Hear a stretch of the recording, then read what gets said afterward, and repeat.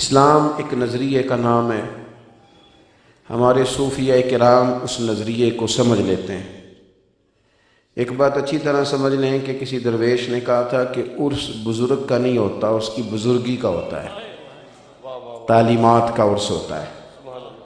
تو یہ لوگ جو تھے یہ اسلام کا نظریہ سمجھ گئے تھے۔ ایک نظریہ کفر کا ہے، ملحد کا ہے، بے دین کا ہے۔ وہ یہ کہتا ہے کہ کھاؤ پیو، ساری آسانیاں اپنے ڈرائنگ روم میں جمع کرو، من چاہی زندگی گزارو۔ یہ الحاد پر مبنی درس لوگ دیتے ہیں۔ ایک نظریہ اسلام کا ہے، مسلمان کا ہے، نبی پاک کا دیا ہوا ہے۔ وہ نظریہ یہ ہے کہ تم نے دنیا میں مسافر کی طرح رہنا ہے، راہگیر کی طرح رہنا ہے۔ دنیا مومن کے لیے قید خانے کی مانند ہے۔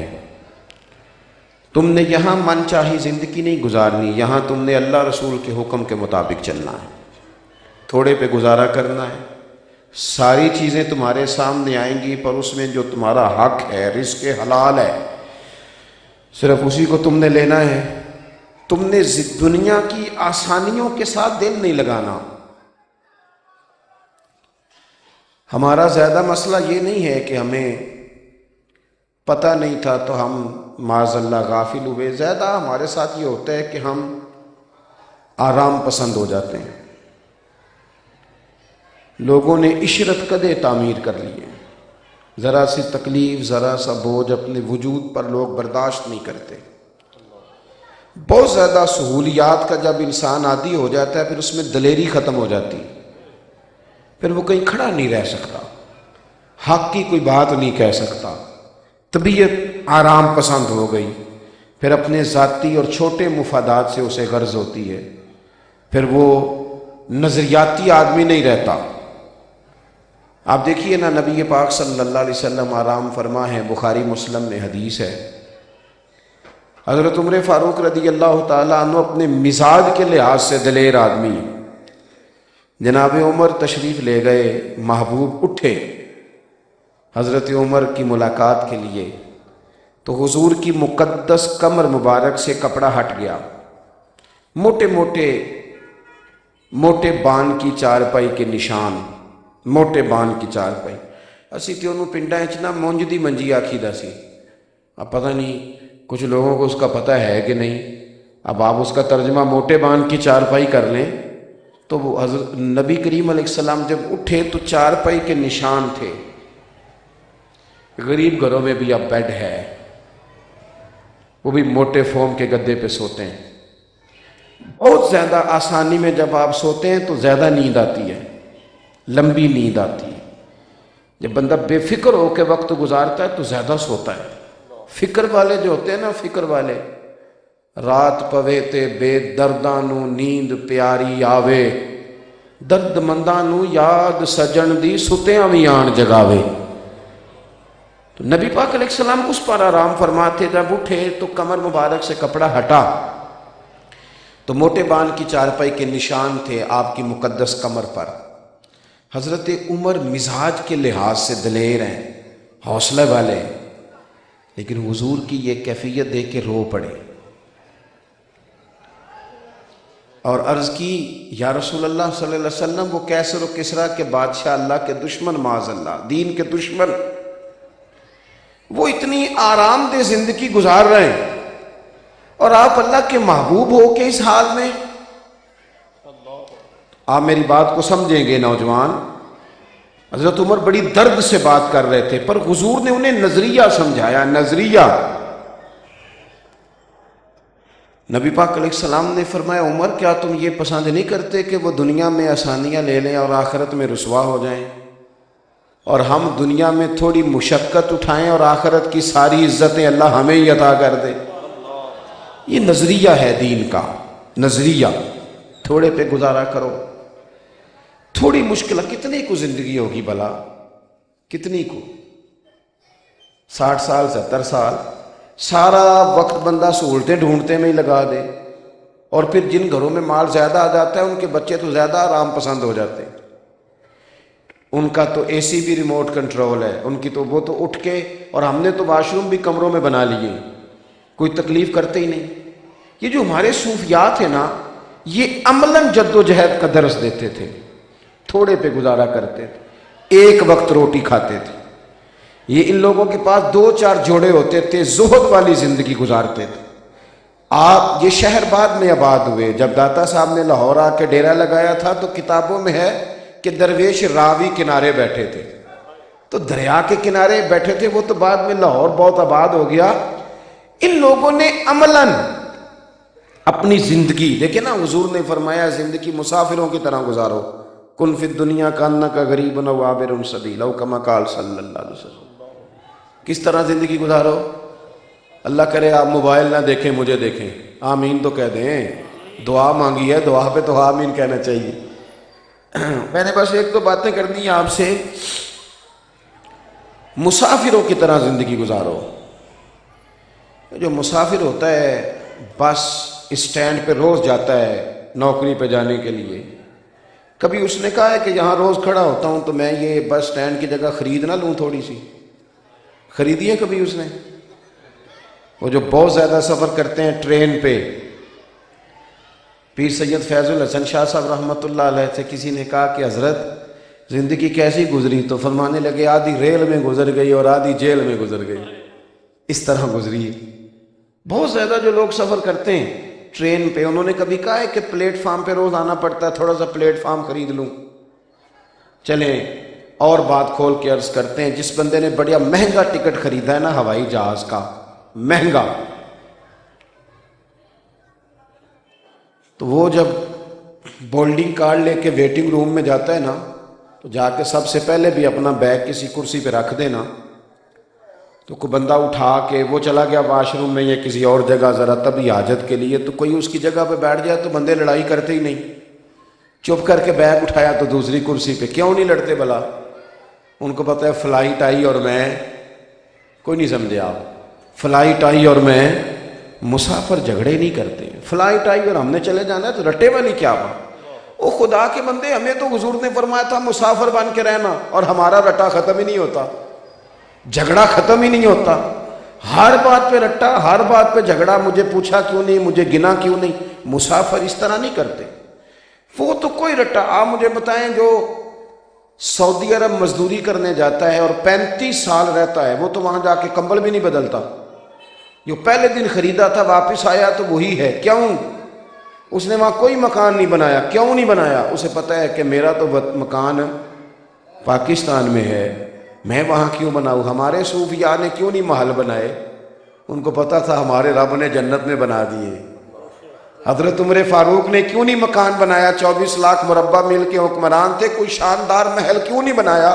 مقروض تشریف لے گئے دنیا سے، کیوں نہیں بھلا بنایا؟ اس لیے نہیں بنایا کہ حضور جب معراج سے واپس آئے تو فرمایا عمر میں تیرا محل جنت میں دیکھ آیا ہوں، اور باہر حور بھی بیٹھی دیکھ کے آیا ہوں، میں دیکھ آیا ہوں۔ انہیں پتا تھا میرا بنا ہوا ہے، یہاں بنانے کی کیا ضرورت؟ صوفیاء نے اپنی زندگی جو عبادتوں میں گزار دی، ریاضتوں میں گزار دی، تقوی میں گزار دی، زہد میں گزار دی، وہ نظریاتی ہو گئے تھے، اس چکر میں نہیں تھے کہ 6 کو 12 کیسے کرنا ہے۔ ہم تو نا اتنے پکے ہو گئے ہیں، اتنے پکے ہو گئے ہیں کہ ہمارے سارے رشتے دولت کے، خدا معاف کرے، سارا کچھ، ایک تو انہوں نے زندگی نظریاتی گزاری۔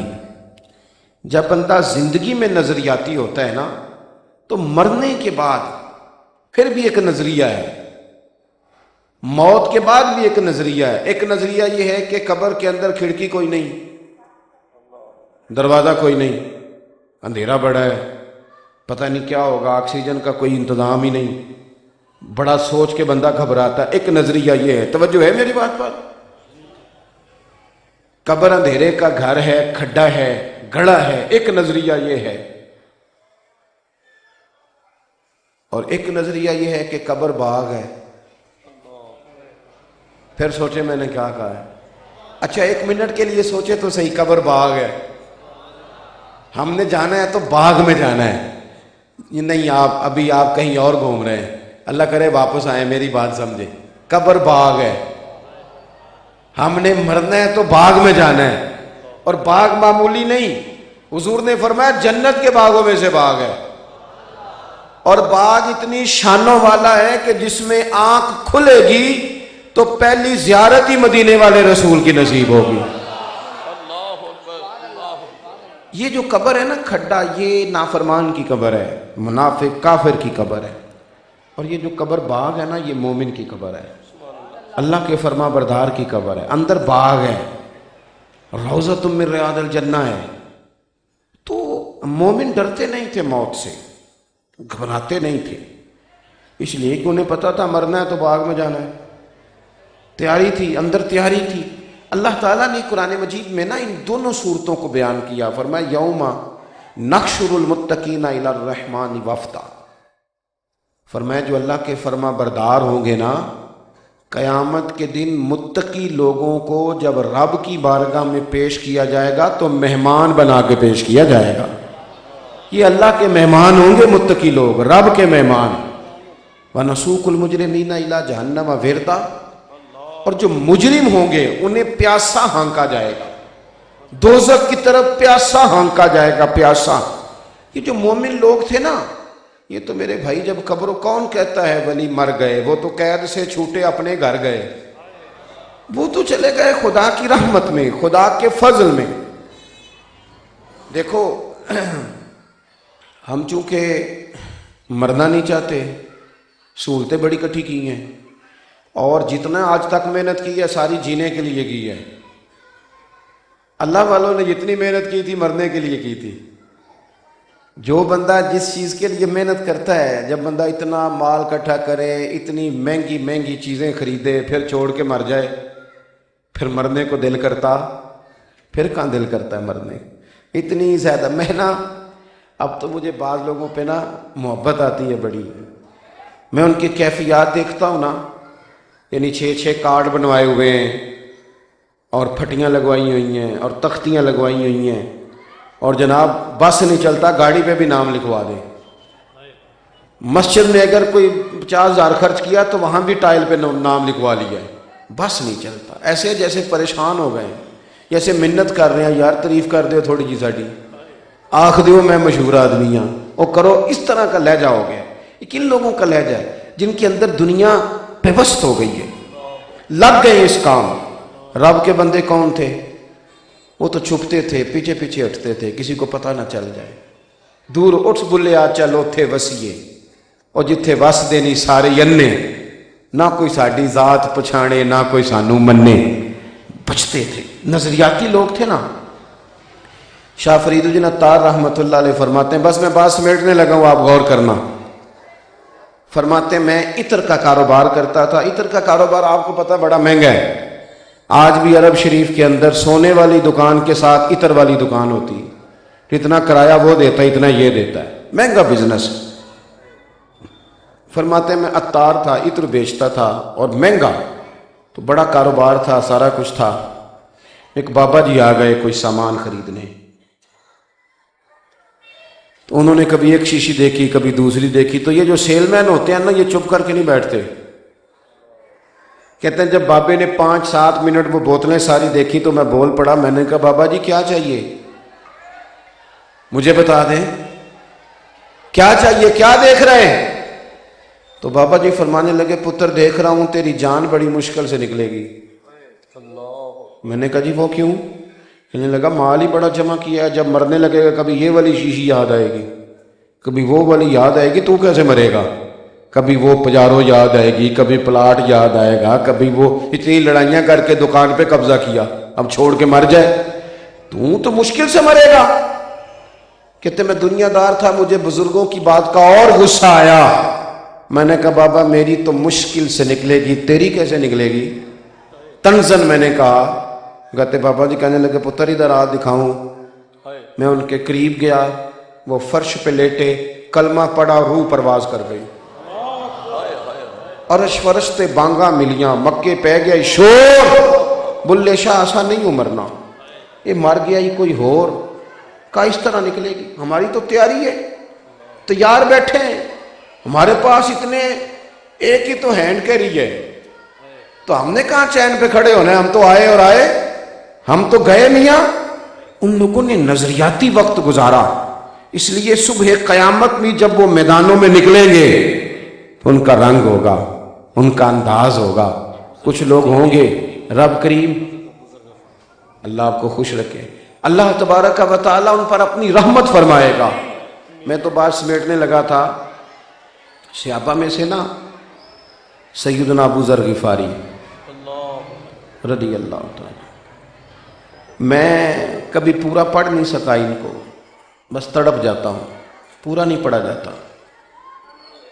ایک جنگ پہ حضور کے پیچھے جا رہے تھے تو سارا سامان اکیلے ہی کندھے پہ رکھ کے جا رہے تھے، تو محبوب نے فرمایا ابو ذر تو چلتا اکیلا ہے، جب دنیا سے جائے گا تب بھی اکیلا ہی جائے گا۔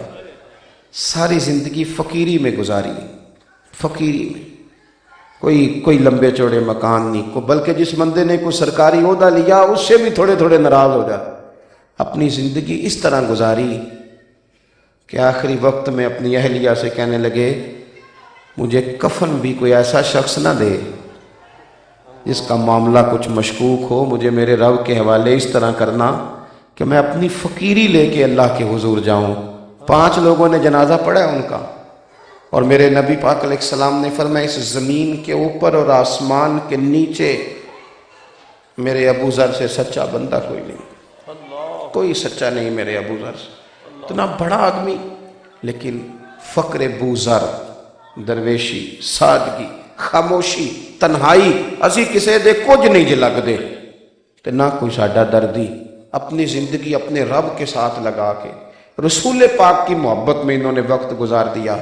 دوستو واپس نہ آ جائیں، بال سفید ہونے لگے، کمریں جھکنے لگیں، وجود میں درد ہونے لگا، لوٹ نہ آئیں۔ کوئی 1-2 دن ایسے نہ نکالیں کہ جس میں ہم ہوں اور رب رسول ہو، کوئی نہ ہو دنیا کا، لوٹ نہ آئیں۔ اب کچھ محاسبہ نہ کر لیں، اب کچھ تیاری پہ توجہ نہ دے لیں، کوئی نہیں اتنی ضرورت بچوں کو، اولادوں کو، اگر وہ بڑے ہو جائیں تو پھر وہ اپنے اپنے کام لگ جاتے ہیں۔ پھر تو باپ زیادہ بیمار ہو جائے تو کہتے ہیں پیر صاحب دعا کرو اللہ پردہ دے دے، اب کیفیت اور ہے، پھر تو اور رنگ ہو جاتا ہے۔ پھر تو بھائی لوگ کہتے ہیں معاملہ، ہمارے بزرگ نظریاتی تھے، ہم کچھ زیادہ الجھ گئے ہیں دنیا میں، رزق حلال ضرور کمائیں، پر یارو یہ صرف رستہ ہے، یہ منزل نہیں ہے، منظر اللہ رسول ہیں۔ ٹھوکریں کھاتے پھرو گے ان کے در پہ آ پڑو، قافلہ تو اے رضا اول گیا آخر گیا، آخر دعوانا الحمدللہ۔